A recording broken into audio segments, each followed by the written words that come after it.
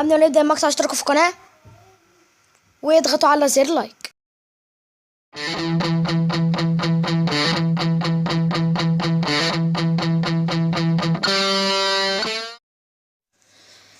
سلام الله عليكم ورحمة الله تعالى وبركاته. ازيكم عاملين؟ رجعت لكم فيديو جديد من قناة كيمو جيمر لعبة ماينكرافت. هشرح لكم النهارده ازاي تعملوا مدفع في ماينكرافت، والمدفع ده انتوا تستخدموه عشان مثلا تفجروا بيت صاحبكم لو هو فيلا يعني.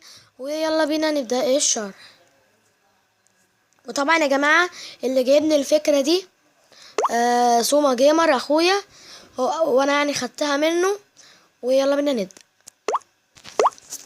هتحتاجوا ريدستون وتي ان تي ووتر باكيت وديسبنسر وستون سلاب وريدستون تورش.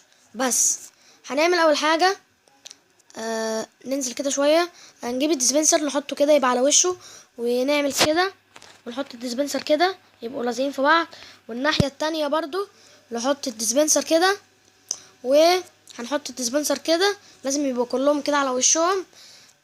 وبعد كده هنقوم دايسين بالشيفت وندوس كده، وبعد كده نمسح دي.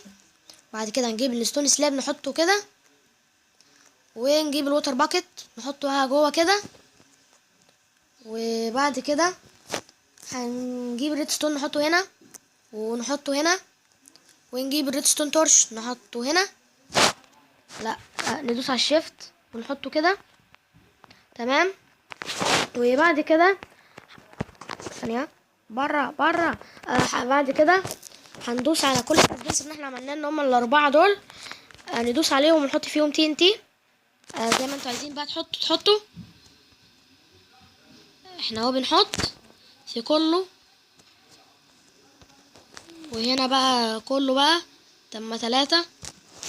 بعد كده هنجيب زر البوتون البني ده، بني غامق، ونحطه كده.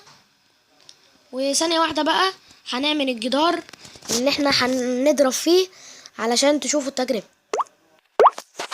احنا عملنا الجدار اهو يا جماعة، عملناه. هندوس بقى ونجرب. بسم الله. ما نشوف زي ما انتم شايفين يا جماعة دمر اهو، زي ما انتم شايفين دمر